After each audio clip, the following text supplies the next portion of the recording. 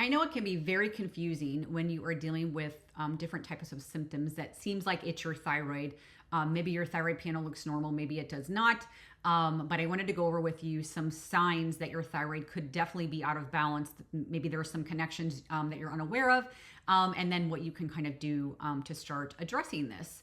So, some big signs that I always see when the thyroid is definitely out of balance. First one is obviously you can't lose weight or weight loss resistance. Now, not everyone has this weight, I'll say, issue when it comes to our thyroid. But more than likely, most people that do have an underactive thyroid, they do really struggle with weight loss and having difficulty time with losing weight, no matter what they do, whether they diet and exercise or not. So this is a big red flag that I'm always looking for. If you're always cold, you have cold intolerance. A lot of people are very, very cold, feel like they're putting on sweaters and blankets, even in the summertime when it's really hot. This is always a red flag that the thyroid and metabolism is out of sorts. You're always tired. You have fatigue. Maybe there's a specific time of the day that no matter what you do, I have a lot of people tell me that by the afternoon, they can't even hardly function. I have others that tell me they're like, it doesn't matter how much I sleep. I wake up in the morning and I don't feel rested. I don't feel like I got enough sleep.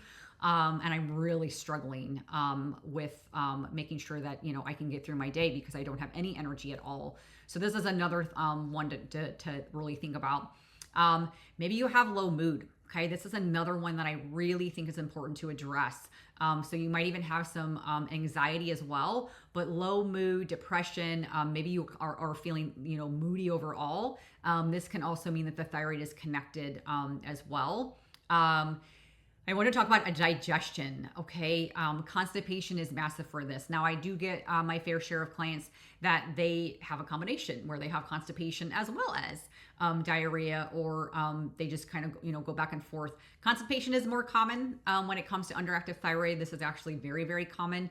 So something to consider as well.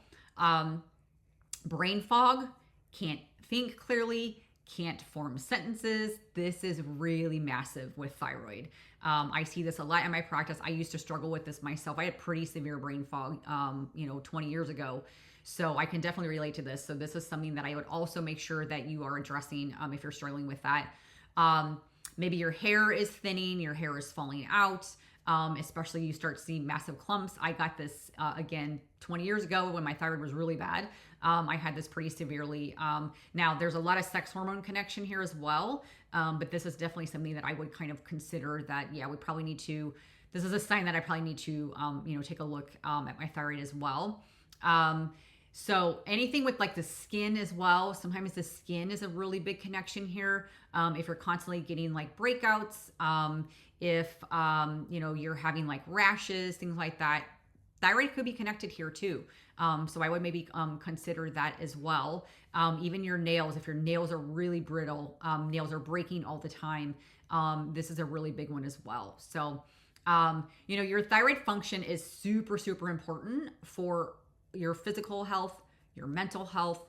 So when it is underactive, you can feel very, very tired. You might struggle with, weight loss resistance, your hair is falling out, you can't form sentences, you can't go poop, things like that. These are very, very common with underactive thyroid. So, and think about this too. Your thyroid it's your body's thermostat.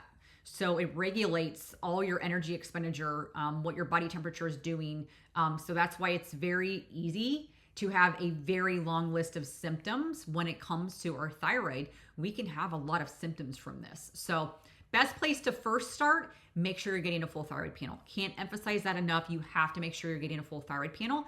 So that's TSH, free T3, free T4, reverse T3, and then thyroid antibodies is huge here because if you have an autoimmune component, it's a different plan of attack. So TPO, which is thyroid peroxidase antibodies, and then thyroid globulin antibodies. Sometimes it's abbreviated TG, sometimes it's TGAB. These are very important too.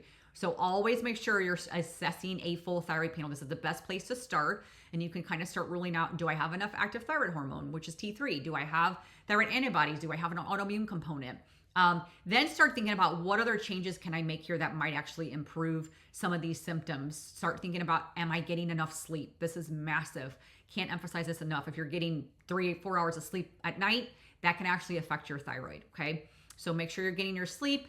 Reduce your toxin exposure. This is a huge one as well. Okay. Make sure you're swapping out with some, toxin-free products. And I know that can be overwhelming. So pick an area and start with that. So it might be like your skincare. It could be the candles that you burn, things like that. Just pick an area and kind of start, making some swaps out and try to use the least amount of toxin products, because this is massive for our thyroid. 60% of thyroid hormone conversion happens in our liver. And so if our liver is constantly getting bombarded with toxins, it will get slowed down. So this is a really big one that you can do. And then food-wise, really, really emphasize these whole nutritious foods, okay? The least amount of packaged things, the better, okay? Processed and prepackaged things, you want those as little as possible.